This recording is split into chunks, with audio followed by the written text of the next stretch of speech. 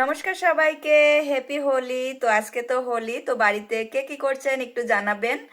আর আমি এখন হচ্ছে আমার গোপাল সোনার পুজো করলাম। তো দাঁড়ান আপনাদের একটু দেখাই আমি আজকে গোপাল সোনার পুজো কিভাবে করলাম, ব্যাক ক্যামেরায় দেখাই। তো এই যে আমার গোপাল সোনার কিন্তু হোলি খেলা হয়ে গেছে, আর আজকে সে নতুন একটা ড্রেস পরেছে দেখুন।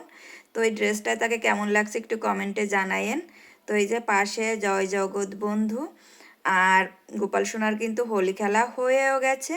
তো এই যে বাবা লোকনাথ, আর গোপাল সোনার জন্য যেসব আয়োজন করেছিলাম, এই যে আমি সামান্য কিছু আয়োজন করেছি, একেবারে লুচি তরকারি, আর করেছিলাম একটু মিষ্টি, মানে জিলাপি করেছিলাম, আর একটু বড়া করেছি।